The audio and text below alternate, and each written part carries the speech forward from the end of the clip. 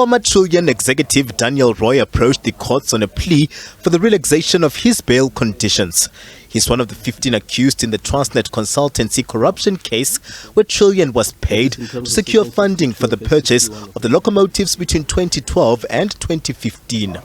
My client, who has two minor children, well, the one's not a minor anymore, she's now turning 21, and he's got a son of 17. She is at the moment living and working in Israel.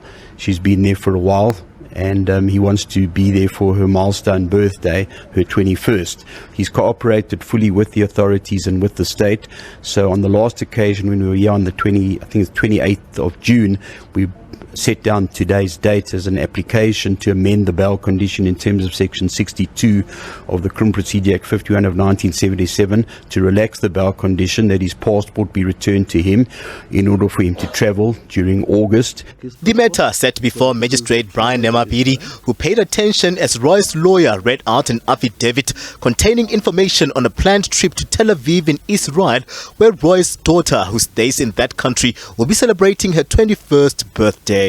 He lives here in South Africa, he works here in South Africa, all his roots are in South Africa, but this is something that is of importance to a lot of people, and he's been awaiting now since the 27th of May 2022. He was aware of all of this with the State Capture Zondo Commission, where he gave and rendered his assistance all along to State Capture, who were investigating the Transnet matter, and as a result of all of this, he can now finally go and join his daughter and enjoy her birthday, and he'll return on the 31st of August.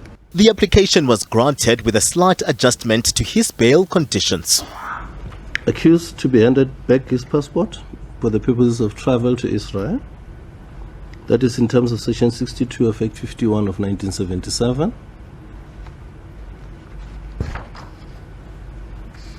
Passport should be returned to the investigating officer, Colonel Kutsia,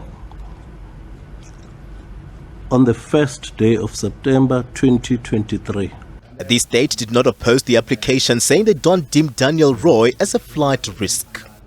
As the NPA Investigating Directorate, we've taken a conscious decision not to oppose the further relaxation of the bail conditions of Mr. Daniel Roy for his trip to Israel between the 13th to the 31st of August of this year. The court has then ordered that he is permitted to travel. However, the court has also said that he needs to provide an itinerary 2 weeks prior his travel to the investigating officer, and to then return his passport 48 hours after landing on our shores. We do not deem him a flight risk, but if he were to abscond, his bail money, which he provided at the first time he was arrested, will then be forfeited to the state. The Transnet locomotives matter has about 15 high-profile private sector and former state executives implicated in wrongdoing. The accused include former Transnet bosses, and they face charges of fraud, corruption and money laundering from the procurement 10 years ago of over 1,000 locomotives at a cost of 54 billion rand.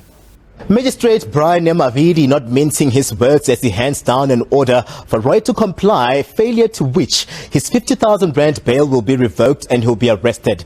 But his team indicating that they are ready for the Transnet locomotives matter with a case back here on the 28th of September 2023.